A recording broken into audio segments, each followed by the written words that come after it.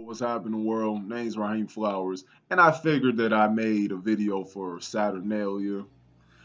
And honestly, I'm gonna give you all a gift before I even get into the discussion of the video. I'm gonna send you all a link to my secondary channel, which will be Raheem the Lucid Dream, and that channel is going to be based on me presenting you all with beats that I've created and creating, since I'm a producer and I've been producing since fall November of 2012, as I've stated in previous videos.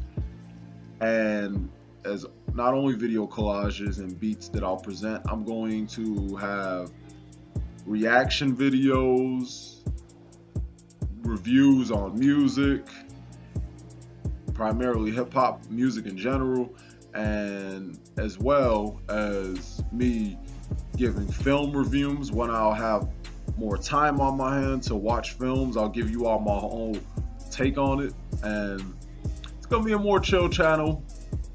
I'll have a lot of serious commentaries and themes, but it's gonna be more laid back as opposed to my primary channel, Raheem Flowers.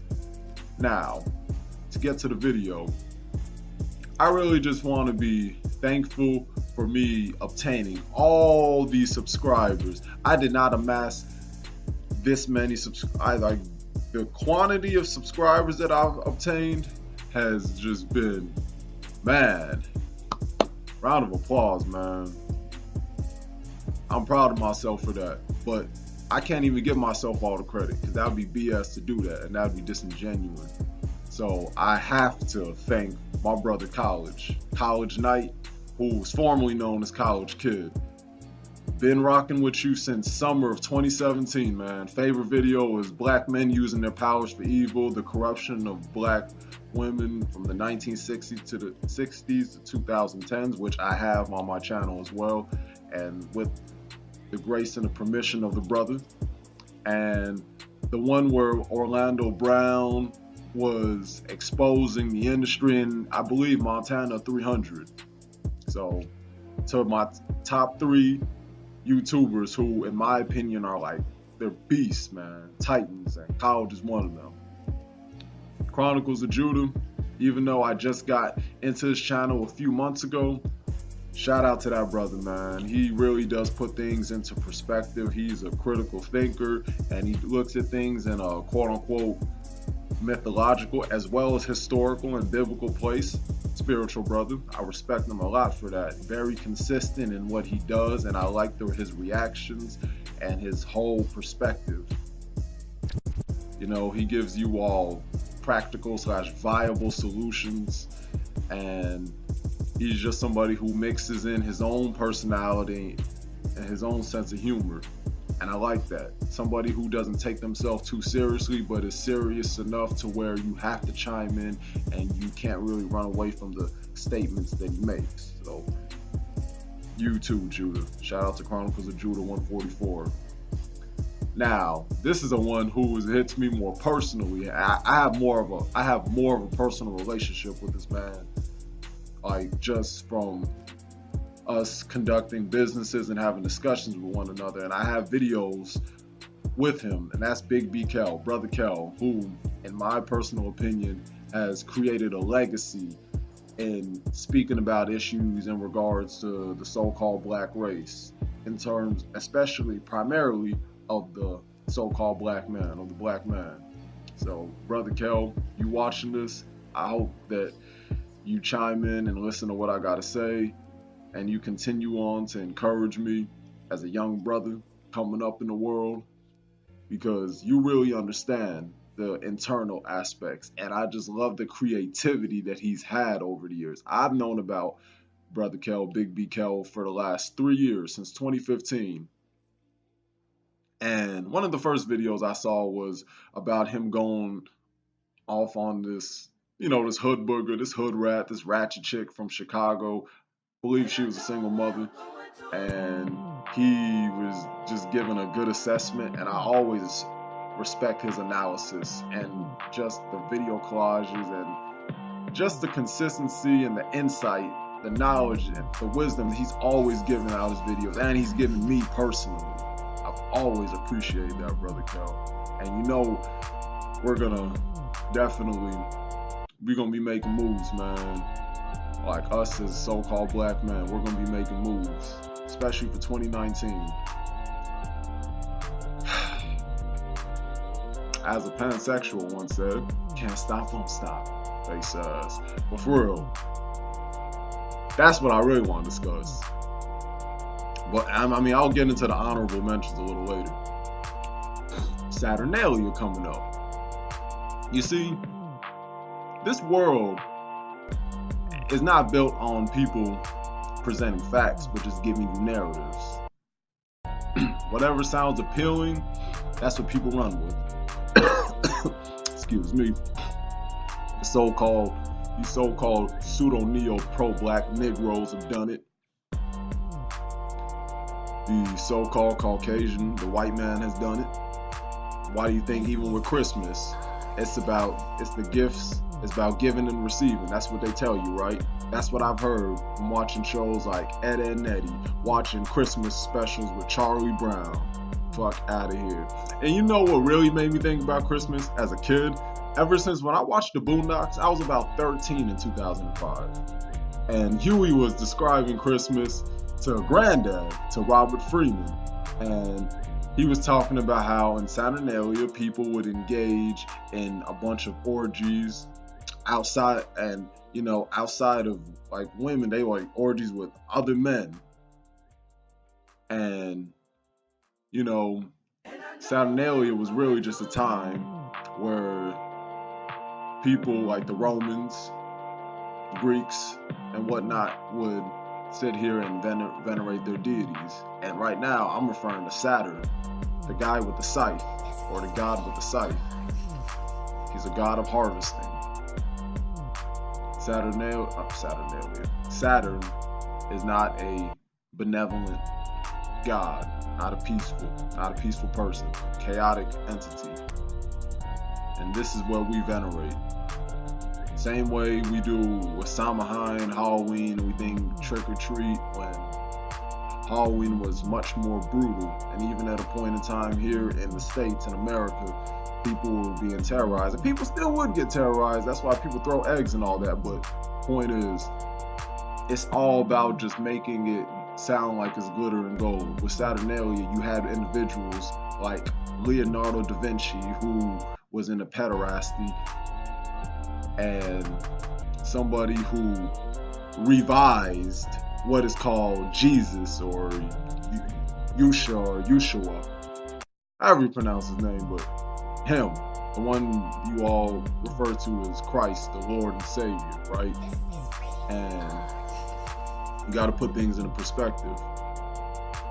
So you have a person who's into pederasty revising that image, and you have a man who is referred to as Cesar Borgia. He became the frame of reference, the image, and this is allegedly Jesus' birthday, which I actually discovered, and I had to get confirmation of it because I heard Judah say that this is actually Nimrod's birthday. Well, seems to be true. I was like, what? Because I like to look things up. When I hear people say certain things, or I see certain words in passages and books, I always like to look it up when I'm not familiar with it. I did it a lot reading Thomas Sowell's book, but anyways. Okay, so you have a man, Italian man like Leonardo da Vinci, who's into pederasty, who's also of, I mean, ancient Rome and Italy are one and the same. It's the same thing. That's just the more modernized version. So you have an Italian man who revises the image of Jesus, and this is just his way of venerating that god Saturn, and also perpetuating or repeating the cycle of just sickness and madness, but trying to paint it as something that is a lot more sweet and a lot more giving and peaceful, in a time where people get around with their families and all this other BS they spew. You know? people are free to believe in what they want to believe in and celebrate what they want to celebrate, but don't try to say this is a form of gospel truth and this is the meaning of it. That's when I have a problem. I couldn't give a rat's ass what people want to celebrate, but that's my whole thing. Don't front about it. Leonardo da Vinci was a man who was in the boys. Leonardo da Vinci was also a brilliant man, very intelligent. They called him the Renaissance man and all that, but I'm not gonna discredit whatever accomplishments that he's made. But we all know where it all stems from. It all stems from venerating their god, their sick god known as Saturn, the sick man with the sickle. And Christmas, Latin, because Italy, like Spain, all comes from those root words in Latin. So Christmas, Christmas, more Christ, more ways of just being subtle about venerating their own Roman deity. Yep. I'm glad that I didn't celebrate it now, growing up, looking back. I used to feel some type of way about not celebrating Christmas as a kid. But now that I look at it retrospectively, it's actually a relief that I didn't. I didn't have to engage in something that sick. But once you learn the history and the etymology behind things, and these are things that I've been told as a kid, but now that I have an understanding of it, it's like, you know what? That's good to know, man. If we see, as long as there is a form of knowledge that's being presented, people become wise, hip to the game, and there is a code of conduct, then we're good. That's how you make a place, that's how you make the world better. That's how you make a community better. Working with one another, encouraging one another. If we need to be checked, then reproaching or approaching one another about a matter, and just continue being the best us. I don't expect any individual to be perfect. You can't expect, even the YouTubers I mentioned, like my top 3, you know, Collage, Judah, Brother Kel, Big B Kel, I don't expect any of those individuals to be perfect. You can't expect me to be perfect.